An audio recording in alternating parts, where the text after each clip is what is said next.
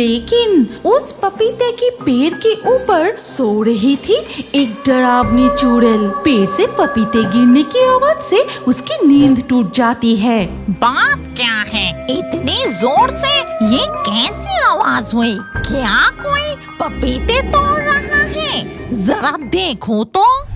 दिन ढल के शाम होने को आई। किसान अपने अपने घर लौट रहे हैं।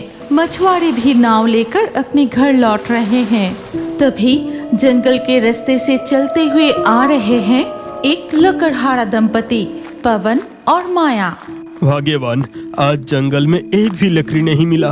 अब मैं बाजार में क्या बेचूंगा? मुझे भी वही चिंता हो रही है। घर में जरा सा भी चावल नहीं है। सोचा था कल बाजार में लकड़ी बेचकर कुछ चावल खरीद कर लाएंगे, लेकिन अब क्या होगा?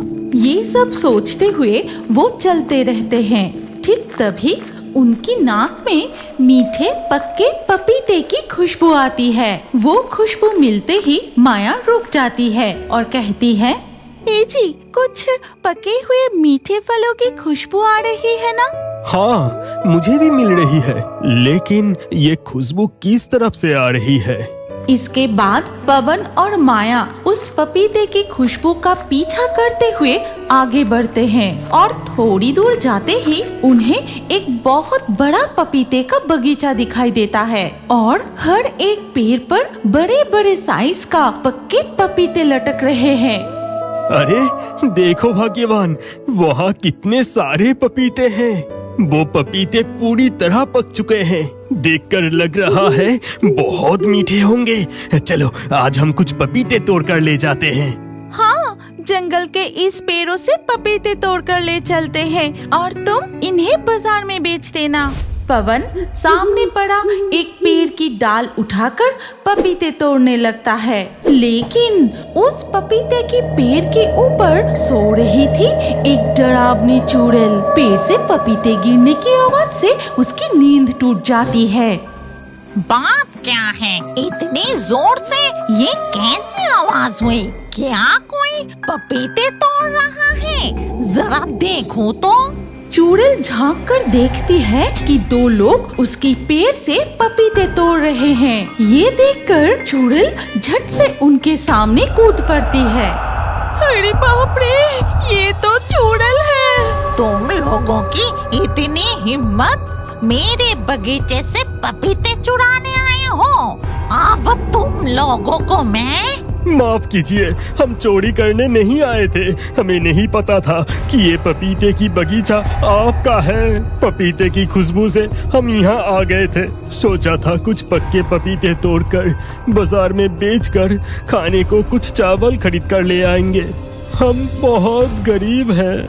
इसके बाद माया अपनी गरीबी चुड़ैल को खोलकर बताती है। सब कुछ सुनकर चुड़ैल को उन पर बहुत दया आती है। मैं समझ गई कि तुम लोग बहुत ईमानदार और मेहनती हो, लेकिन ये पपीते किसी आम इंसान के खाने के पपीते नहीं हैं। ये पपीते जंगल के भूत प्रेत चुड़ैल खाते हैं। मैं तुम्हें ये पपीते नहीं दे सकती, लेकिन हाँ, मैं तुम्हें कुछ जादुई पपीते की बीज देती हूँ। इन्हें अपने घर के पास बो देना, फिर देखना क्या होता है। वो दोनों चुड़ैल के हाथ से पपीते के बीज लेकर घर लौट आते हैं और उन्हें अपने घर के आंगन में बो देते हैं। उस रात वो सिर्फ पानी पीकर ही सो जाते हैं। फिर धीरे धीरे सुबह हो जाती है और सुबह नींद से जागते ही माया बाहर निकलकर देखती है। ए जी, सुनते हो?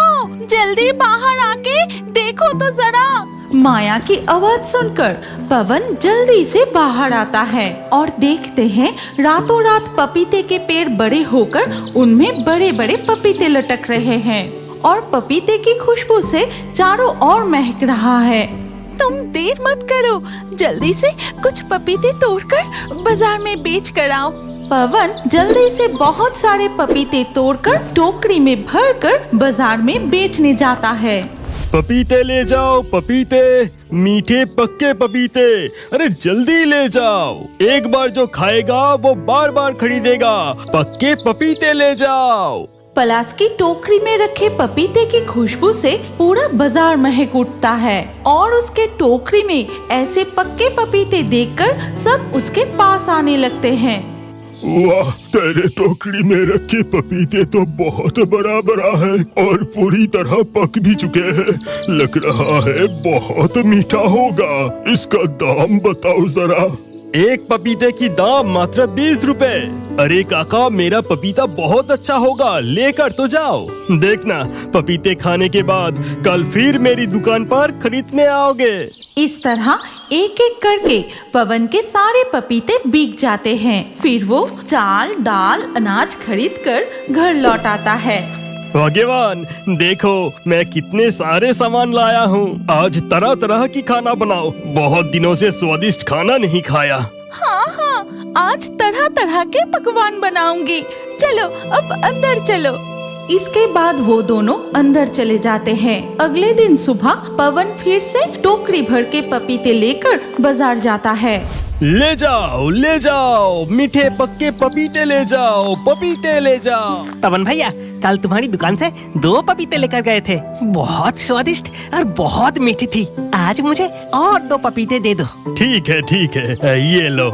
आज भी पवन के सारे पपीते बिक जाते हैं और इस तरह धीरे धीरे उनके घर की गरीबी दूर होने लगती है। और पवन के इस बदलाव को कई दिनों से देख रहा था उनका ही पड़ोसी शंभू। बात क्या है, रातों रात पवन की गरीबी दूर कैसे हो गई? उन्हें तो ठीक से खाना भी नहीं मिलता था और उनके घर के आसपास तो कभी पपीते के पेड़ नहीं देखा। जरा देखूं तो मामला क्या है। फिर शंभू जाकर छिपकर देखता है पवन के घर के आंगन में बहुत सारे पपीते के पेड़ लगे हैं और उन पर बड़े बड़े पक्के पपीते लटक रहे हैं।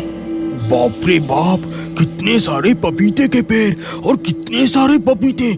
नहीं, ये बात मेरी पत्नी को बताना पड़ेगा। इसके बाद शंभू घर लौटकर अपनी पत्नी कुहेली को सारी बात बताता है और सब कुछ सुनकर, ये तुम क्या कह रहे हो? नहीं, उन्हें इस तरह से अमीर बनने नहीं दे सकती। आज रात तुम जाकर। हाँ भाग्यवान, समझ गया। आज रात तुम और मैं जाकर। वो जैसा सोचा वैसा ही किया। गहरी रात होते ही शंभू और कुहेली जाकर पवन के आंगन के सारे पपीते के पेड़ काट देते हैं और अगले दिन सुबह होते ही, हाय हाय, ये क्या अनर्थ हो गया? हमारा ऐसा सर्वनाश किसने कर दिया? हे जी, जल्दी बाहर आकर देखो। ये क्या? देखकर लग रहा है किसी ने जानबूझकर हमारे सारे पपीते के पेड़ काट दिए हैं। हमारा ऐसा नुकसान किसने किया? सुनो ना, हम फिर से जंगल में चुड़ैल के पास चलते हैं। वो चुड़ैल बहुत दयालु है, वो जरूर मदद करेगी। फिर से माया और पवन जंगल में उसी चुड़ैल के पास जाते हैं और उसे सारी बात बताते हैं। मैं समझ गई, किसी ने ईर्ष्या से जानबूझकर ये काम किया है। ठीक है, तुम लोग चिंता मत करो। ये पपीते के बीज ले जाकर फिर से बो दो। आज रात मैं खुद जाकर तुम्हारे पपीते के पेड़ों को पहरा दूंगी। पवन और माया उन पपीते के बीजों को फिर से उनके आंगन में बो देते हैं और चले जाते हैं और साथ ही साथ जादुई पपीते के पेड़ बड़े होकर पपीते से भर जाते हैं। फिर धीरे धीरे रात हो जाती है। उस रात भी फिर से कुहेली और शंभू पलाश के आंगन में आते हैं। अरे, ये मैं क्या देख रही हूँ? क्या ये लोग जादू जानते हैं? कल तो सारे पेड़ काट कर नष्ट कर दिए थे। रातों रात सारे पेड़ फिर से खड़े हो गए। चलो जाकर देखते हैं। इसके बाद वो दोनों फिर से पवन के पपीते के बाग में घुसते हैं। लेकिन उस रात बगीचे पहरा दे रही थी वो चुड़ैल। तो इसका मतलब तुम दोनों ही इन भले लोगों का इतना नुकसान किया था। ठहरो, अब मैं तुम्हें मजा चखाती हूँ। शंभू और कुहेली जैसे ही पपीते तोड़ने जाते हैं तभी चुड़ैल उन पर पपीते फेंकने लगती है। अरे ये क्या, इस तरह से ये पपीते कहाँ से उड़कर आ रहे हैं? रुको, अभी ये सब देखने की समय नहीं है, पहले इन पेड़ों को काट कर गिराना पड़ेगा। फिर शंभू कुल्हाड़ी लेकर जैसे ही पपीते की पेड़ फिर से काटने जाता है, अचानक कुल्हाड़ी गायब हो जाता है और ठीक तभी चुड़ैल उनके सामने छलांग लगाकर आ जाती है। तुम लोगों की इतनी हिम्मत, जलन में आकर इनके पपीते के बगीचे को नष्ट करने आए हो। आज मैं तुम्हें अच्छे से सबक सिखाऊंगी। ये कहकर चुड़ैल उन दोनों को हवा में उठा लेती है, फिर जादू करके उनके सामने मच्छरों का एक झुंड ले आती है। अरे बाप रे, मच्छरों के काटने से मेरा हालत खराब हो गया। अरे बाप रे, कितनी जोर से मच्छर काट रही है, हमें माफ कर दीजिए। हम फिर कभी भी पड़ोसी के नुकसान नहीं करेंगे, हमें माफ कर दीजिए। जाओ, भागो यहाँ से, दोबारा कभी इस इलाके में दिखाई मत देना।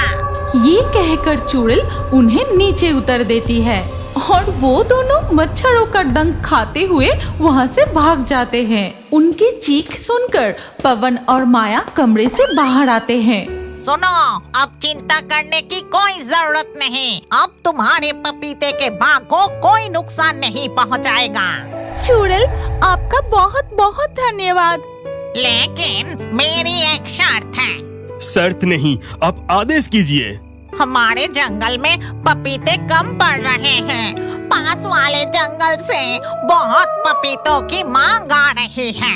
आज से तुम्हारे बगीचे में जितने पपीते उगेंगे उसका आधा हिस्सा बाजार में बेचना और आधा हिस्सा हमारे भूतों के जंगल में बेचना। इसके बाद से वो कुछ पपीते दिन में बाजार में बेचते हैं और कुछ पपीते रात में भूतों के जंगल में ले जाते हैं।